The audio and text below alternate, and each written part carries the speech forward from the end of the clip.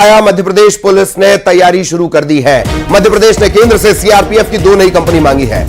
कहां मध्य प्रदेश में मुसीबत है नक्सलियों की, माओवाद की, बालाघाट, डिंडौरी, मंडला। माना यह जा रहा है कि क्या यहां दहशत खत्म होगी।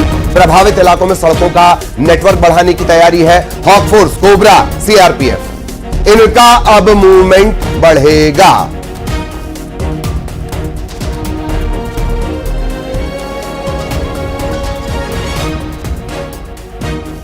मध्य प्रदेश के 3 जिले जिन्हें नक्सली फिलहाल, शब्दों पर ध्यान दीजिएगा, फिलहाल अपने स्लीपर सेल मूवमेंट के तौर पर रखते हैं। बालाघाट, डिंडौरी और मंडला, इन जगहों पर नई कंपनियां तैनात हुई। सहयोगी वासु हमारे साथ जुड़े हैं। वासु के पास आपको लिए चलेंगे। वासु, नक्सलियों के नेटवर्क को पूरी तरह से ध्वस्त करने की तैयारी के तौर पर इसे देखा जा रहा है। वासु,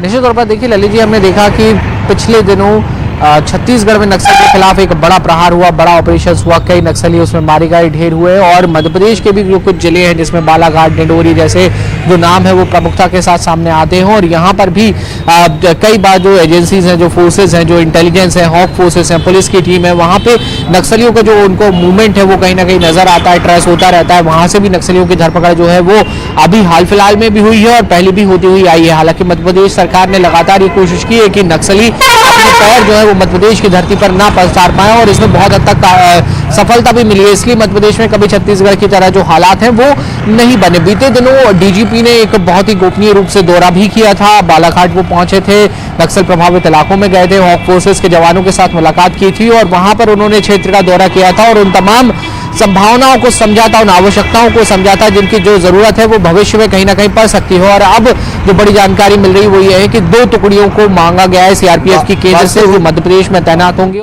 वासु, 2026 माओवाद का खात्मा पूरे देश से, क्या इसे इंटरकनेक्ट करके देखा जाए? वासु, निश्चित तौर पर देखिए एक बड़े लक्ष्य के साथ जो है वो चाहे केंद्र की सरकार हो या मध्य प्रदेश की सरकार हो, वो लगातार आगे बढ़ रही है। और इसलिए एक सिंक्रोनाइजेशन के साथ कि मध्य प्रदेश की फोर्सेस तो तैनात रहेंगी, इसके साथ ही सीआरपीएफ की जो टुकड़ियां हैं वो भी यहाँ पर तैनात की जाएंगी। इंटेलिजेंस को और ज्यादा मजबूत किया जाएगा ताकि नक्सलवाद, माओवाद जो है वो पूरी तरीके से खत्म हो जाए, समाप्त हो जाए।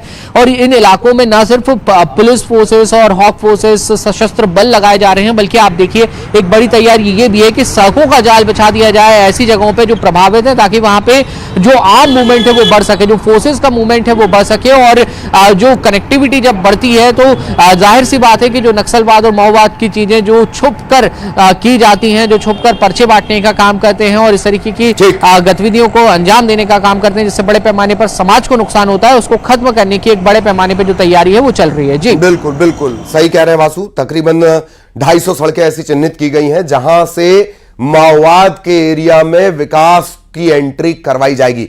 बहुत धन्यवाद वासु, लेकिन आप हमारे साथ बने रहें।